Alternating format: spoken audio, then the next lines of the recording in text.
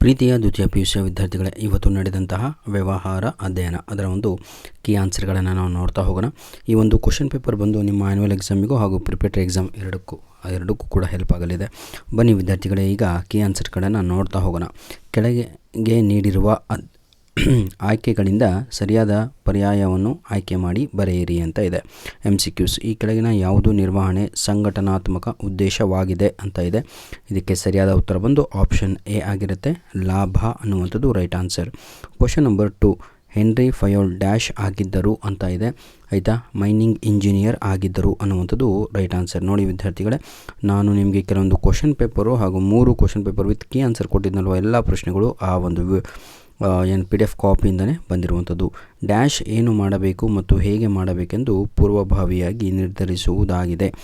Question number 3, ಇದಕ್ಕೆ ಸರಿಯಾದ ಉತ್ತರ ಆಪ್ಷನ್ ಸಿ ಆಗಿರುತ್ತೆ, ಯೋಜಿಸುವಿಕೆಯು ಅನ್ನುವಂಥದ್ದು ರೈಟ್ ಆನ್ಸರ್ ಆಗಿರುತ್ತದೆ. ಕ್ವಶನ್ ನಂಬರ್ 4, ಸಂಘಟಿಸುವಿಕೆಯ ಯಾವ ಹಂತವು ಯಾವ ಕಾರ್ಯವನ್ನು ಯಾರು ಮಾಡಬೇಕೆಂದು ವಿವರಿಸುತ್ತದೆ ಅಂತ ಇದೆ. 4ನೆಯ ಪ್ರಶ್ನೆಗೆ ಸರಿಯಾದ ಉತ್ತರ ಕರ್ತವ್ಯಗಳ ನಿಯೋಜನೆ ಅನ್ನುವಂಥದ್ದು right answer is option B. Question number 5, ಆಭರಣವು ಡ್ಯಾಶ್ಗೆ ಉದಾಹರಣೆಯಾಗಿದೆ ಅಂತ ಇದೆ. ಇದಕ್ಕೆ ಸರಿಯಾದ ಉತ್ತರ ಖರೀದಿ ಪ್ರಧಾನ ಉತ್ಪನ್ನ ಅನ್ನುವಂಥದ್ದು ರೈಟ್ ಆನ್ಸರ್ ಆಪ್ಷನ್ ಬಿ ಆಗಿ ಇರುತ್ತದೆ. ಕೆಳಗಿನ ಬಿಟ್ಟ ಸ್ಥಳಗಳಿಗೆ ಆವರಣದಲ್ಲಿ ಕೊಟ್ಟಿರುವ ಸರಿಯಾದ ಉತ್ತರವನ್ನು ಆಯ್ಕೆ ಮಾಡಿ ಬರೆಯಿರಿ. ಅಂದರೆ ಫಿಲ್ ಇನ್ ದ ಬ್ಲ್ಯಾಂಕ್ಸ್ ಕಡೆಗೆ ನಾವು ಈಗ ಹೋಗ್ತಾ ಇದ್ದೀವಿ. ಗ್ಯಾಂಗ್ ಪ್ಲ್ಯಾನ್ನು ಡ್ಯಾಶ್ ಸಂದರ್ಭದಲ್ಲಿ ಬಳಸಲಾಗುತ್ತದೆ ಅಂತ ಇದೆ. ಅದು ತುರ್ತು ಪರಿಸ್ಥಿತಿ ಅನ್ನುವಂಥದ್ದು ರೈಟ್ ಆನ್ಸರ್ ಈಸ್ ತುರ್ತು. ಕ್ವಶನ್ ನಂಬರ್ 7, ಡ್ಯಾಶ್ ಅನ್ನು ಒಂದು ಬಾರಿ ಕೈಗೊಳ್ಳುವ ಚಟುವಟಿಕೆ ಅಭಿವೃದ್ಧಿಪಡಿಸಲಾಗಿದೆ. ಕ್ವಶನ್ ನಂಬರ್ 7, ಸರಿಯಾದ ಉತ್ತರ ಏಕ ಬಳಕೆ ಯೋಜನೆ ಅನ್ನುವಂಥದ್ದು ರೈಟ್ ಆನ್ಸರ್ ಆಗಿರುತ್ತದೆ. ಕ್ವಶನ್ ನಂಬರ್ 8, ಡ್ಯಾಶ್ ನೌಕರರಿಗೆ ವೇತನ ಸಂಬಳಕ್ಕಿಂತ ಹೆಚ್ಚುವರಿಯಾಗಿ ನೀಡಲಾಗುವ ಉತ್ತೇಜನಕವಾಗಿದೆ ಅಂತ ಇದೆ. ಅದಕ್ಕೆ ಬೋನಸ್ ಅನ್ನುವಂಥದ್ದು ರೈಟ್ ಆನ್ಸರ್ ಆಗಿರುತ್ತದೆ. ಕ್ವಶನ್ ನಂಬರ್ 9, ವ್ಯವಹಾರದ ಚಟುವಟಿಕೆಯನ್ನು ನಡೆಸಲು ಬೇಕಾಗಿರುವ ಹಣವನ್ನು ಡ್ಯಾಶ್ ಎಂದು ಕರೆಯುತ್ತಾರೆ. ವ್ಯವಹಾರ ಹಣಕಾಸು ಎಂದು ಕರೆಯುತ್ತಾರೆ. ನಮೂದಿತ ಬೆಲೆಗಿಂತ ಕಡಿಮೆ ಬೆಲೆಗೆ ಉತ್ಪನ್ನಗಳನ್ನು ನೀಡುವುದು ಡ್ಯಾಶ್ ಅಂತ ಇದೆ. ಇದನ್ನು ನಾವು ಸೋಡಿ ಅಂತ ಕರೆಯುತ್ತೇವೆ. ಈಗ ಹೊಂದಿಸಿ ಬರೆಯಿರಿಯನ್ನು ನೋಡೋಣ. ಕುಟುಂಬ ಸಂಯೋಜನೆ ಅಂತ ಇದೆ. ಇದಕ್ಕೆ ಸರಿಯಾದ ಉತ್ತರ ಬಂದು ಆಪ್ಷನ್ 4 ಆಗಿರುತ್ತೆ, ಸಾಮಾಜಿಕ ಪರಿಸರ ಅಂತ. ಕ್ವಶನ್ ನಂಬರ್ ಬಿ, ಪ್ರತಿ ನಿಯೋಜನೆಯ ಮೂಲಾಂಶ. ಇದಕ್ಕೆ ಸರಿಯಾದ ಉತ್ತರ 5, ಉತ್ತರದಾಯಿತ್ವ. ಕ್ವಶನ್ ನಂಬರ್ ಸಿ, ತರಬೇತಿ ವಿಧಾನ ಅಂತ ಇದೆ. ಇದಕ್ಕೆ ಆಪ್ಷನ್ 1, ಚಲನಚಿತ್ರಗಳು ಅನ್ನುವಂಥದ್ದು ಉತ್ತರ. ನಿಯಂತ್ರಿಸುವಿಕೆಯ ಮಿತಿ. ಇದಕ್ಕೆ ಸರಿಯಾದ ಉತ್ತರ ವೆಚ್ಚದಾಯಕ ಕಾರ್ಯ ಸಾಧನೆ. ಸ್ಥಳ ಅಂತ ಇದೆ. ಇದಕ್ಕೆ 3ನೆಯ ಉತ್ತರ ಮಾರಾಟ ಪ್ರಕ್ರಿಯೆ ಮಿಶ್ರಣ ಅನ್ನುವಂಥದ್ದು ರೈಟ್ ಆನ್ಸರ್ ಆಗಿರುತ್ತದೆ. ಕ್ವಶನ್ ನಂಬರ್ 4, ಕೆಳಗಿನ ಪ್ರಶ್ನೆಗಳಿಗೆ ಒಂದು ಪದ ಅಥವಾ ವಾಕ್ಯದಲ್ಲಿ ಉತ್ತರಿಸಿ. ಪ್ರತಿ ಪ್ರಶ್ನೆಗೆ 1 ಅಂಕ.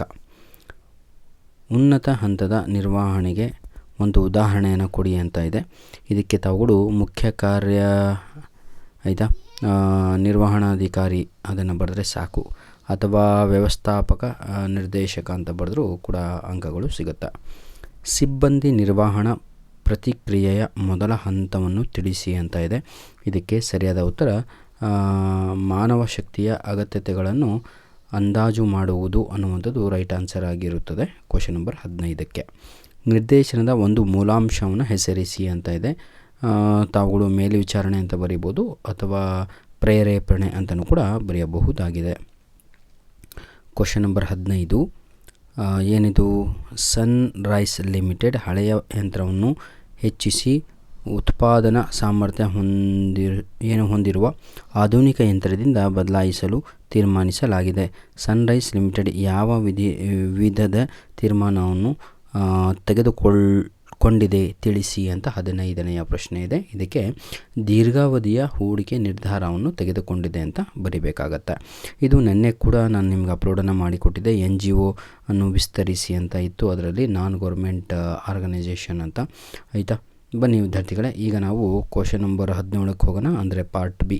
ಪಾರ್ಟ್ ಎ ಸಂಪೂರ್ಣವಾಗಿ ಮುಕ್ತಾಯ ಆಯಿತು. ಈಗ ಮುಂಬರುವ ಎಲ್ಲ ಪ್ರಶ್ನೆಗಳು ನಿಮ್ಮ ಪ್ರಿಪೇಟರಿ ಎಕ್ಸಾಮ್ 2 ಹಾಗೂ ನಿಮ್ಮ ಆ್ಯನ್ಯುವಲ್ ಎಕ್ಸಾಮ್ ಒಂದಕ್ಕೆ ಬಹಳ ಅನುಕೂಲವಾಗಲಿವೆ. ಮುಂದಿನ ದಿನಗಳಲ್ಲಿ ಸಂಪೂರ್ಣವಾದ ಈ ಒಂದು ಕ್ವಶನ್ ಪೇಪರಿನ ಕೀ ಆನ್ಸರನ್ನು ನಾವು ಅಪ್ಲೋಡನ್ನು ಮಾಡಿಕೊಡ್ತೇವೆ. ಏನು ಟೆನ್ಷನ್ ತಗೋಬೇಡಿ ವಿದ್ಯಾರ್ಥಿಗಳೇ. God bless you all. ಅದೇ ರೀತಿಯಾಗಿ ಇನ್ನೆಲ್ಲ ಯಾರಿಗೆಲ್ಲ ಏನಂತೀರ ತಗೊಳ್ಳು ಪ್ರಥಮ ಆಗಿರ್ಬೋದು, ದ್ವಿತೀಯ PUC ಆಗಿರ್ಬೋದು, ಎಲ್ಲರಿಗೂ ಕೂಡ ಇಂಗ್ಲೀಷ್ 100% ನಿಮ್ಮ ಆ್ಯನ್ಯುವಲ್ ಎಕ್ಸಾಮಿಗೆ ಬರುವ ಆ್ಯನ್ಯುವಲ್ ಎಕ್ಸಾಮ್ ಟಾರ್ಗೆಟು 80ಕ್ಕೆ 80 ಆಗಿರುತ್ತೆ. ನಮ್ಮ ಒಂದು ಯೂಟ್ಯೂಬ್ ಚಾನಲು ದಯವಿಟ್ಟು ಆಯಿತಾ ಈಗಿನಿಂದಲೇ ಆ ವಿಡಿಯೋಸ್ಗಳನ್ನು ವಾಚ್ ಮಾಡಲಿಕ್ಕೆ ಸ್ಟಾರ್ಟ್ ಮಾಡಿ. ರಿವಿಷನ್ ಸಮಯದಲ್ಲಿ ನಿಮಗೆ ಬಹಳ ಹೆಲ್ಪ್ ಆಗುತ್ತೆ. ಈ ವಿಡಿಯೋದ ಡಿಸ್ಕ್ರಿಪ್ಷನ್ ಬಾಕ್ಸಿನ ಕೆಳಗಡೆ ನಿಮಗೆಲ್ಲರಿಗೂ ಕೂಡ ಪ್ರತಿಯೊಂದು ವಿಡಿಯೋದ ಡಿಸ್ಕ್ರಿಪ್ಷನ್ ಬಾಕ್ಸಿನ ಕೆಳಗಡೆ 3 ಮಾಡಲ್ ಕ್ವಶನ್ ಪೇಪರ್ ಮೊದಲು ರೆಡಿಯಾಗಿ ಜೊತೆಗೆ ಒಂದು ಬ್ಲೂ ಪ್ರಿಂಟ್ ಕೂಡ ಕೊಟ್ಟಿರ್ತೇನೆ. ಧನ್ಯವಾದಗಳು ವಿದ್ಯಾರ್ಥಿಗಳೇ. God bless you all.